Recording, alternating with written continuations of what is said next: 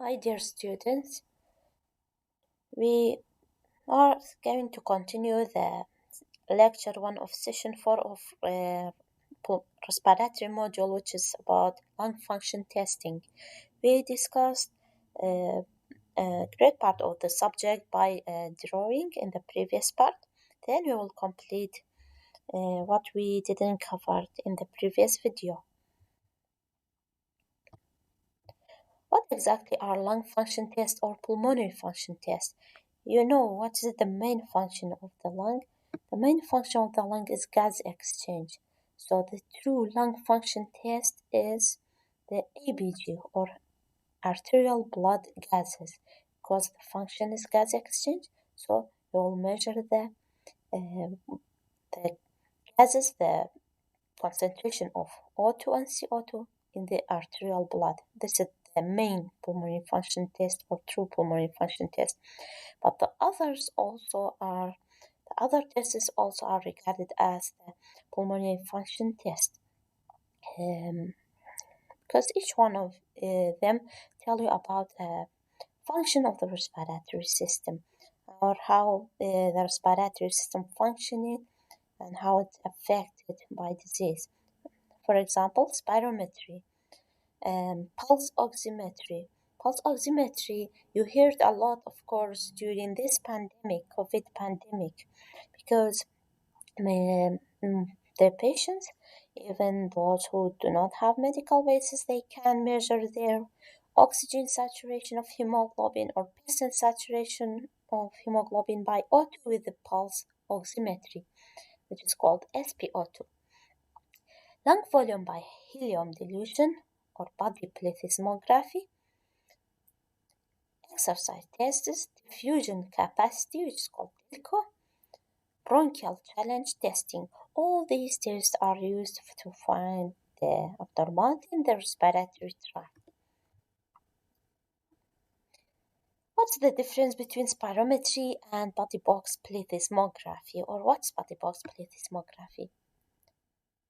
We discussed that in the spirometry we cannot find the total lung volume and residual volume because they cannot blow this volume into it, the volume of residual volume. So how we could find the volume in the how we could find the total lung capacity and residual volume, which is also important, especially the total lung capacity. We have to know the volumes of the box that the person are enter. So there is a box.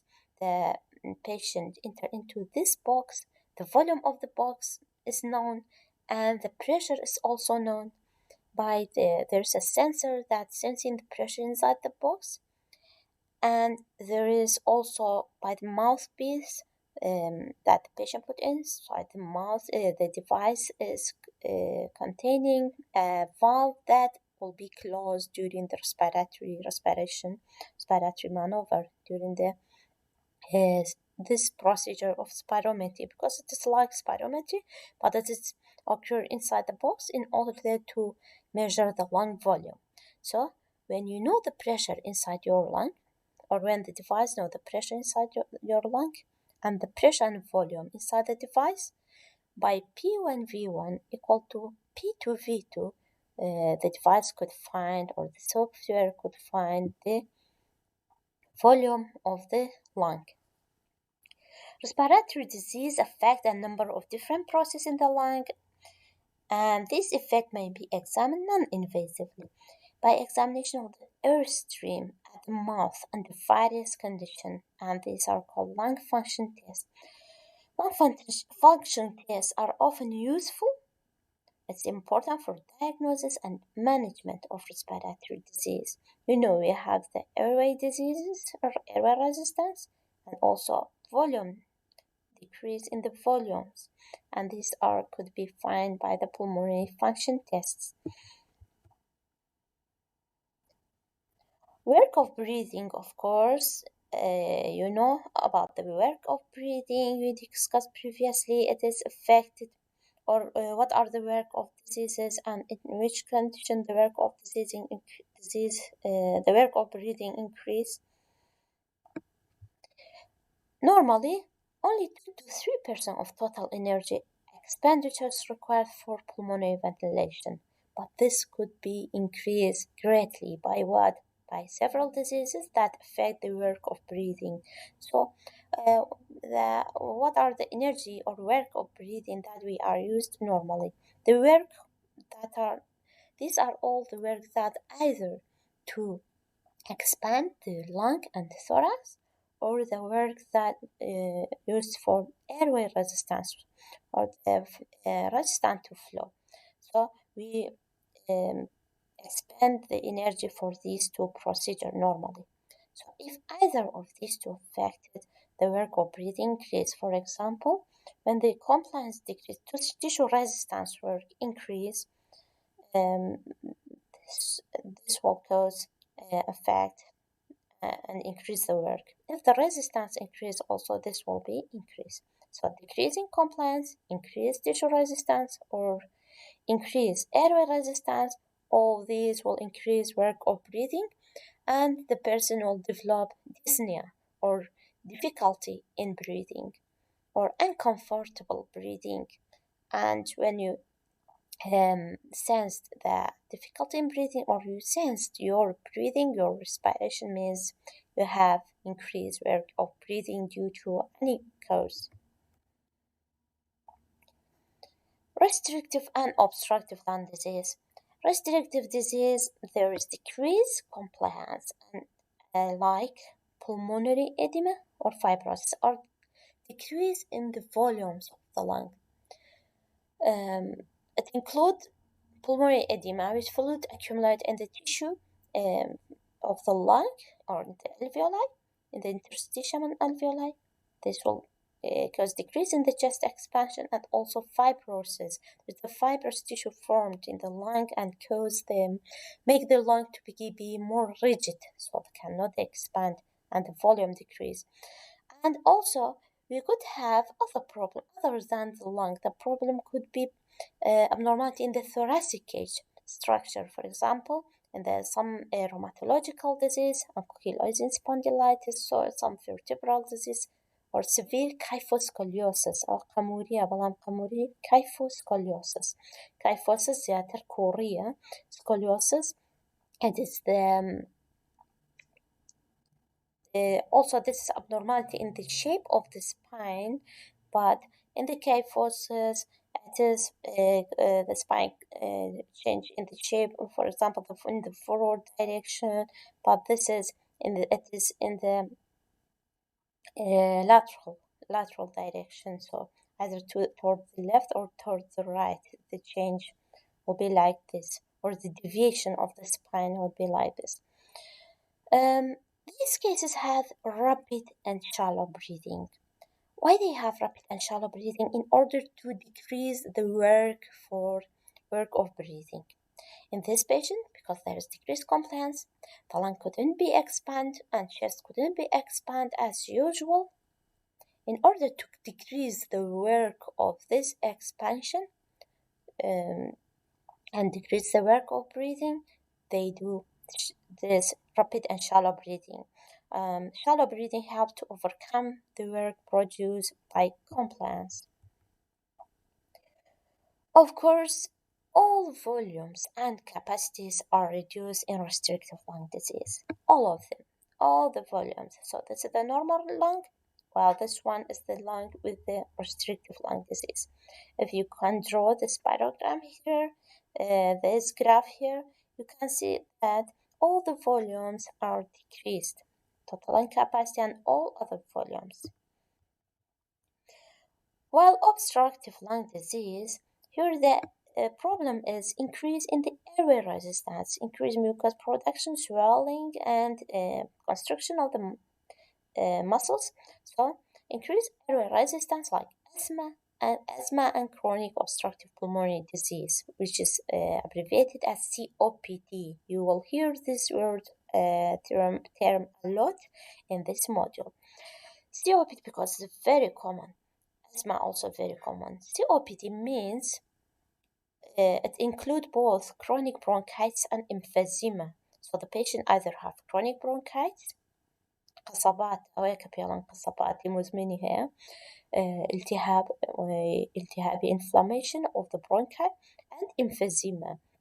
Emphysema is, as you know, destruction of the alveolar wall. Chronic bronchitis and emphysema, sometimes the patient have both of them together. And also tumor is among the cause of obstructive lung disease. It could cause obstruction in the airway. These patients have deep and slow breathing. Why this type of breathing noticed in this patient? This is to decrease the work that done uh, to combat the airway resistance. So because airway resistance increase, so the person have slow breathing. Why slow breathing? If the flow is more rapid, the resistance of course increase, so the flow decrease in order to decrease the work by resistance or resistance work, airway resistance work. So more time is needed to exhale to reach to the residual volume due to increased resistance. So there is obstruction. So the speed of flow is, or the flow rate is less than the normal person, because there will be flow against the resistance or obstructed bronchioles or airway. In the obstructive lung disease, what will happen to these volumes, to the lung volumes? The decrease in the vital, there is something that you have to be aware of. This is the normal lung. This one, the lung with obstructive lung disease. This is a classic picture, and mostly the picture of the patient with the COPD.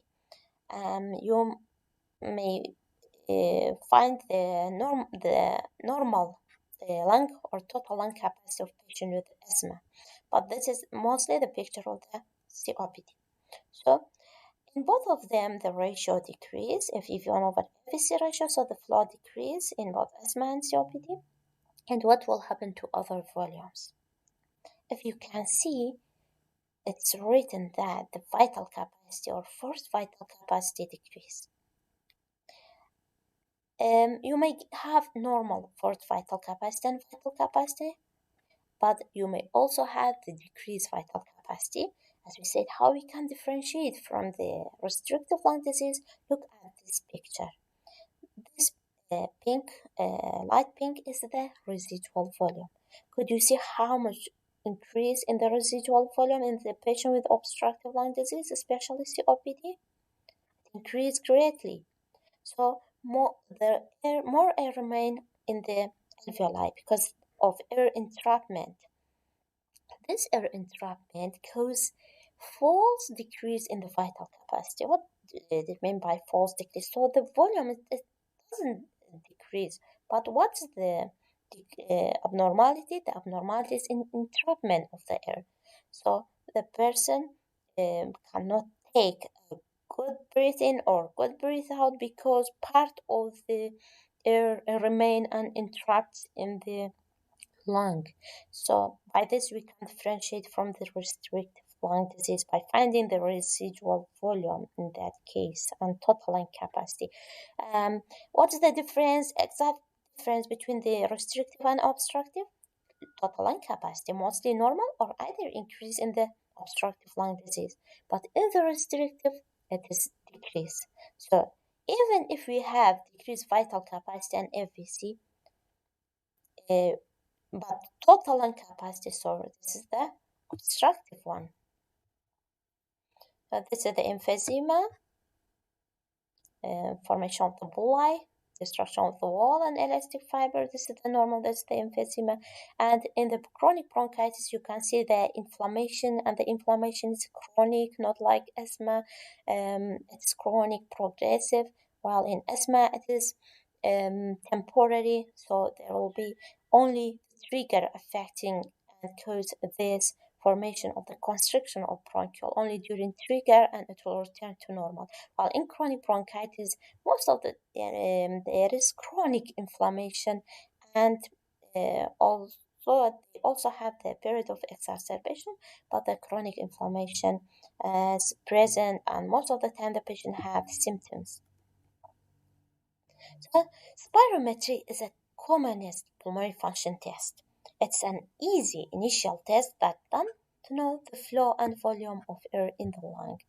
It is easy and initial test. But although the spirometry for it's non-invasive, we'll do spirometry for the patient, uh, and we could diagnose by the aid of the, of course, history and the physical examination, clinical examination. We can. This is important spirometry to aid diagnosis of some diseases like obstructive disease, and also to differentiate between asthma and COPD, and also to exclude restrictive lung disease and also other abnormality. If spirometry doesn't help, then other lung function tests should follow, the one that is more difficult or invasive. Most lung volume and capacity can be measured with spirometry, but we said that the residual volume and total lung capacity couldn't. But what about the anatomical dead space? Anatomical dead space also couldn't be found with spirometry. Do you know why?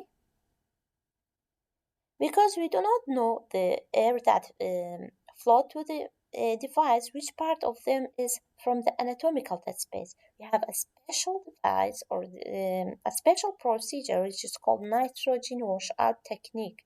This is used to know the anatomical dead space. What are the indications of spirometry? As we said, have several indications. Indication of spirometry are to detect the obstructive lung disease, exclude restrictive lung disease, um, evaluate extent of severity of the disease, and it's very important to monitor or follow up the disease, and also the physician can evaluate their treatment or the effect of therapy on the particular disease and measure effect of exposure. For example, occupational lung disease, a person have certain occupation to see if this occupation affected or the use of chemical during this occupation affected the lungs.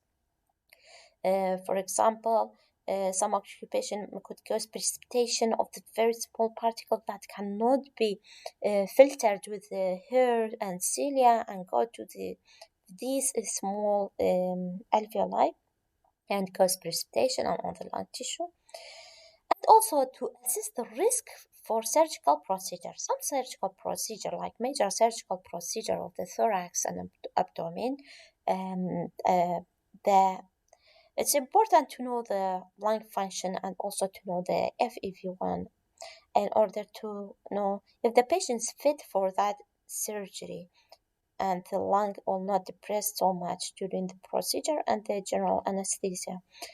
Screening for the smoker is also very important, or those with the occupation, to see if this occupation or smoking affects their lung or not yet, or how much it affects. What's the predicted normal value? Um, Predicted value means how much lung volume were predicted to the examined subject with regard to the age, sex, height, and also ethnic group of the subject. For example, do you see this man said, my VC is highest? Why?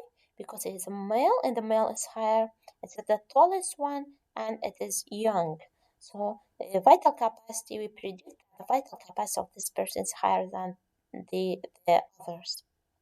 So the program or the software calculate the predictive value to us, and you will compare the result to the predictive value.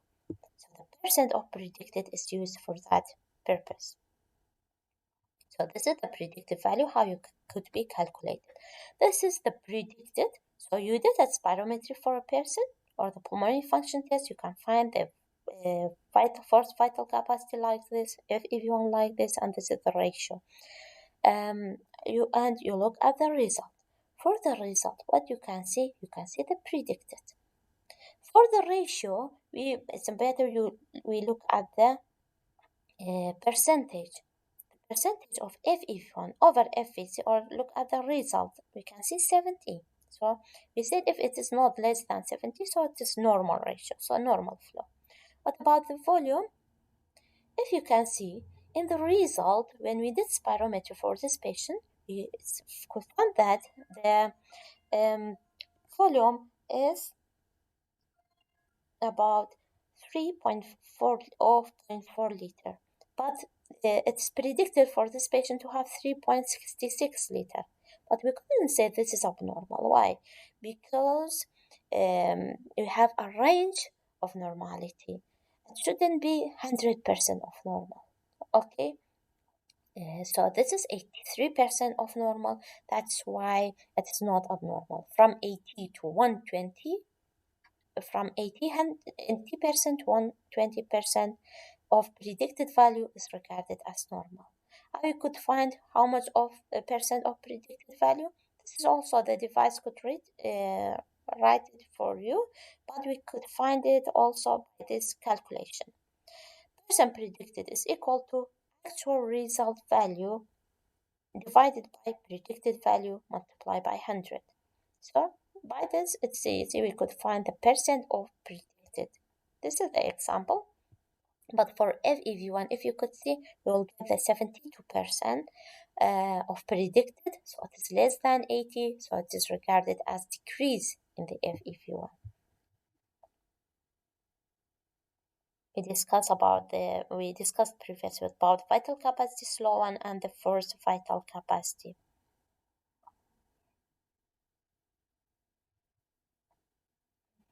Are the possible causes of decreased vital capacity? This is very important.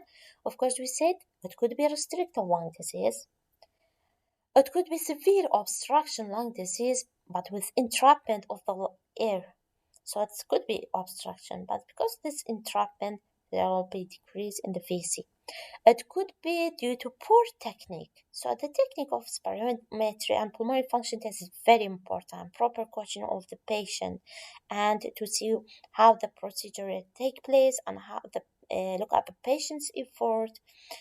Failure to fill the lung completely before expiration is also one of the cause of decreased VC. Maximum filling of the lung is important, and if a lung are unusually stiff or inspiratory effort is compromised by muscle weakness, injury or deformity, then restrictive deficit is produced.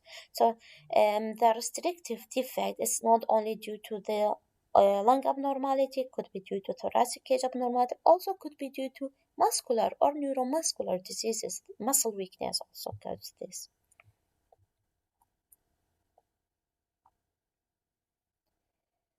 One more important thing that I want to highlight is during expiration, particularly when forced, normally the small areas are compressed. Look at this. This is during forced expiration. The small area will be compressed because the pressure here will be increased. So there will be compression of the small airway and increase flow resistance, eventually to the point where no more air can be driven out of the alveoli, especially when there is obstructive defect. That's why in the spirometry we ask the patient to forcefully deflate the lung, forcefully or blow into the device in order to find the degree of obstruction. During expiration especially, we have this problem of the obstruction, and if airway are narrowed, then expiratory flow is compromised much earlier in expiration. So normally we have this abnormality or the increased flow resistance at the end of expiration, while in those with the airway resistance or airway become narrowed, what will happen? This flow will become decrease in the flow will become shown in much earlier part of the expiration. This is the vitalograph. We discussed this one, the volume time curve. It's better to encourage the subject to continue to breathe out till 6 seconds, especially when you suspect obstructive lung disease. Why? We said in order to fully deflate the lung or the this expiration is very important in order to measure the true vital capacity or forced vital capacity. Why in obstructive lung disease we are much concerned? Because in obstructive lung disease, their expiration is slower. So it may reach to the 6 seconds, but not all air expired, or that should be expired, or not all vital capacity expired. So it could reach here, and we may diagnose it as restrictive also or mixed abnormality. So if we ask the patient to continue and to encourage the patient to continue, after 15 seconds it may reach to the normal vital capacity or the true vital capacity that the patient have. Do not sometime in some patient it could reach even to the 20 second. So because their expiration is slowed. This is how the ratio calculated, FEV1 over FVC ratio. This is FEV1 over FVC ratio, the fraction of air exhaled in the first second relative to the total volume exhaled.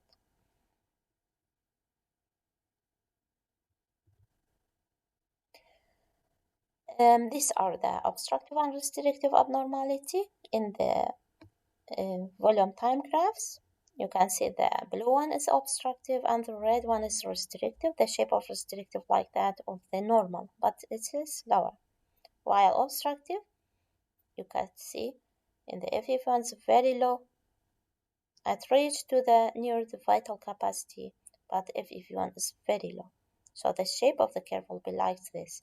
The ratio less than 70, while the ratio in the restrictive is either equal or more than 70. Volume time curve in restrictive lung disease also again. And we also have another graph which is called flow volume loop. It could be somewhat difficult for you for now, but only recognize the shape of the loop, the shape of the expiratory loop. This one inspiratory loop, this is expiratory loop. The shape of the curve, you can see if it is concave means obstruction. So this one dashed line, you can see this is the normal predicted, but you can see there is a concave shape here. This concavity means decrease in the flow. So this is because this part is called the y-axis is about the flow and this one is about the volume. While in restriction, you can see the flow is not affected. It's a good, concave shape, while the volume is decreased. This is the normal volume. But you see how much decreased the volume? So this is the picture of the obstruction, both the volume time curve and flow volume loop. And this is the picture of restriction. This is again the exercise for you to find them. This is again the flow volume loop. This is called peak expiratory flow rate. PEF could be calculated here.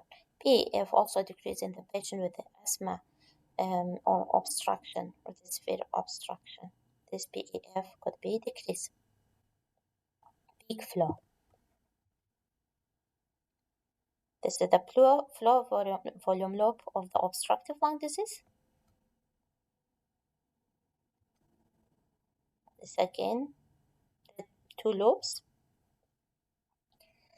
There is another test for finding PEF without doing spirometry. There's a small device which is called peak flow meter. You can see in the picture. This is the device. It is easy. It can be used by the patient. The patient can have it at home and measure her or his peak expiratory flow at home. This is used mostly in patients with asthma to monitor their condition or the severity of the disease, or also to diagnose aid in the diagnosis of asthma. Normally, at the start of expiration, when the lungs are expanded and the airways are stretched, and the person expires with a great force, the expiratory airflow reaches a maximum flow. So this is measure the maximum flow, beyond which the flow cannot be increased anymore, even with greatly increased additional force.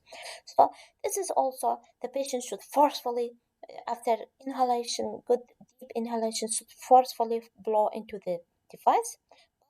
But this is not needed to complete expiration till vital capacity because it cannot read the vital capacity. It can read only peak expiratory flow to know the maximum rate of flow. As we said, in the severe condition, this will be decreased. Mild obstruction of the small airway produce scalloping or the concave shape of the flow volume, as we said. Another important topic is the reversibility test. Do you know we said we can differentiate between asthma and COPD by spirometry? How we can do that? And you know that asthma is not permanent, it's temporarily. So the bronchial constriction will return to the normal widening will become the narrow will decrease. And the COPD, in the COPD you have the chronic obstruction or chronic bronchitis, or COPD we have the permanent obstruction. How we could differentiate if it is permanent or temporarily, if it is asthma or COPD? This is by giving a bronchodilator. We will do spirometry for a patient, and we found that the patient have obstruction. And to diagnose and differentiate between these two, we will give bronchodilator to a patient, and after 15 minutes, we will see, of course, by inhalation we will give them, and after 15 minutes we could see the change in the FEV1 and FVC, especially FEV1, the first expiratory volume in the first second. If it increased by about 200 ml and 12% above the pre-bronchodilator FEV1 or baseline value, this test means positive. So we said reversibility positive. So it means that this is the asthma, because abnormality return to normal by bronchodilator, so it is not permanent obstruction, but a temporary one, which is asthma. But if it is less than that, the increase in FEV1, it means it is COPD, it's a chronic condition. These are all examples. For example, of an example of bronchodilator reversibility test, you have the predicted value. These are the predicted value of FVC and FEV1, and these are the percentage calculated here. This is before bronchodilator you did a test. This is the result of the patient. This is the FVC. This is the percent of FVC. You can see that about 79%, slightly lower than normal, slightly lower than 80%. This is the FEV1 decrease, but you can see by percentage it is lower than normal, less than 80%. What about the ratio? The ratio is not decrease, it's normal, but because the FEV1 decrease, we have to make sure if there is abnormality in the abnormality, the decrease in the one, if we have the permanent or the temporary abnormality. So we will do bronchodilator reversibility test. After bronchodilator, we can see there will be great increase in the FEVC and FEV1. It become 2.3 from 1.95 liters become 2.3 liter. By this, we can say that this patient would have asthma because of increase of about 350 ml and more than 18% of the FEV1. These are the flow volume loop. You will take it later. Each one of these, this is the normal one, this is the concave, so this is mild or early small airway obstruction. This one, the concavity is more, so this is chronic or severe airway obstruction. Spirometry also can detect some other abnormality, like fixed large airway obstruction, like this is airway obstruction. There will be flattening of the inspiratory loop, or also we could have flattening of this expiratory loop, like in tracheal stenosis. Also, we can detect some abnormality outside the airway, so that have, for example, extrathoracic large airway obstruction. Could also detect abnormality, for example, by goiter, an enlarged goiter could have effect on the shape of the spirometry, and this one is the restrictive one. So how we could diagnose that by spirometry, we could decide or interpret. We should look at the ratio FEV1 over FVC ratio, as we said, if decrease means the flow decrease. So if decrease, we will say that this is obstruction. But what about if it is normal? If it is normal or more than 70%, we say we should look at the forced vital capacity. If it is normal or decrease. What will happen if the forced vital capacity is decreased? It means that decrease in the vital capacity with the increase in the ratio means it is restrictive spirometry pattern. We will not say restrictive disease because, as we said, it needs other procedure. We will send them to the other procedure. But if the ratio is normal and AVC is normal, we also cannot say the patient is normal. We first should look at the FEV1. If the FEV1 is normal, we can say that the person is normal. But what about if the FEV1 is decreased? Of course, slightly decreased because the ratio is normal. This is the beginning of abnormality or the obstructive spirometry pattern, small airway obstruction beginning in the abnormality. So it is a mild obstructive lung disease. These are all examples. There are several types of lung procedure, and I'll give you the slides for someone if he or she want to read and have some information about them. Otherwise, we will not discuss them, and they are not required from you. Several techniques are present there. Dilco is important. Only know the indication. It's for diffusion, to find diffusion, and it's important for to find it in the patient with a COPD, for example, to see how much diffusion, gas diffusion is affected, called Dilco, diffusion capacity of carbon monoxide. Helium dilution technique for to find the lung volume, also total lung capacity and residual volume. This is helium dilution method. Nitrogen washout, as we said, it's for anatomical dead space and also for functional residual capacity. And thank you.